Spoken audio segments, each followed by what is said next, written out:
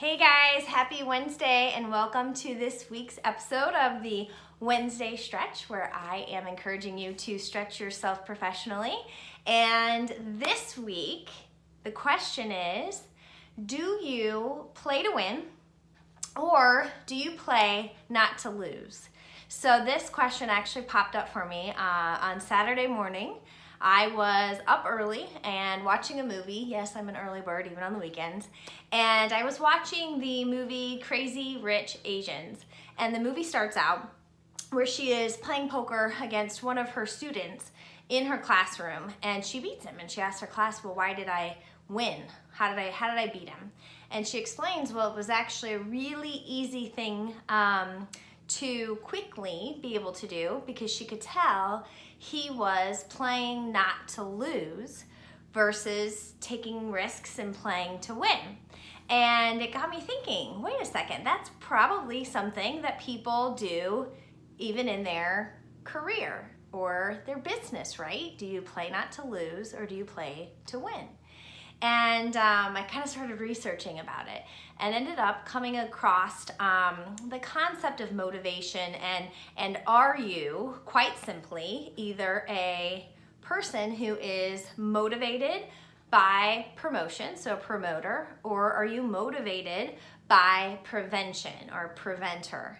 And if you think about it, and I'll give you a couple of examples, you're probably going to be able to identify with that pretty quickly. And the cool thing about that then is as you're leading others, you can likely identify that pretty quickly, and then that can help you to motivate your team more effectively. Even as a parent, right? That's going to allow us to motivate our children more effectively. So when we think about what is a promoter, what is a preventer? So someone who is a promoter is motivated by promotion, motivated by positive feedback and rewards.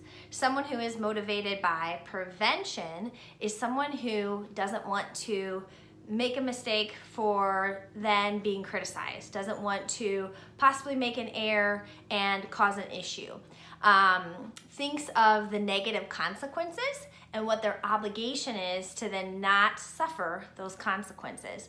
Now, as you think about it, yes, we all are motivated in both ways from time to time, but there is most definitely one or the other that is actually our most motivating, if we had to pick our most motivating format. And you can even use it to motivate yourself. What do I mean by that?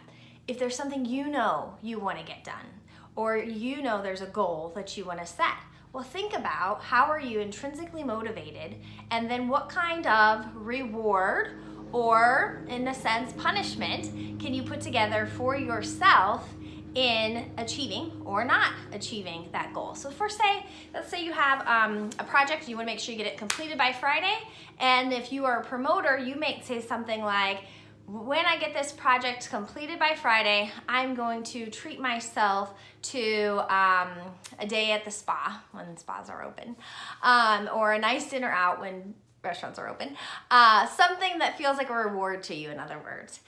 Someone who is a preventer might say, I don't get this project done by Friday, I'm going to spend Saturday cleaning out the garage. I'm going to not watch any TV until I get it done. I'm not going to watch a movie until I have it finished. So can you feel that you're kind of putting a punishment on not completing it versus a reward for getting it completed? And so kind of thinking on that as to which way does actually motivate you. And so that is what I would love to hear in the comments below this week. Are you a promoter or are you a preventer by nature? And would love to see which way each of you would say you go. I myself am definitely a promoter. It is definitely what motivates me most to get things done. But I would love to hear from you. And in terms of stretching yourself, I stretch you as leaders, as parents, as even how we interact with each other in general, to really think about it. Think about who you're talking to, what you're trying to get done, and how you may best motivate them in regards to if they are a promoter or a preventer. Hope you guys have a great rest of your week, and I will talk to you next week. See ya!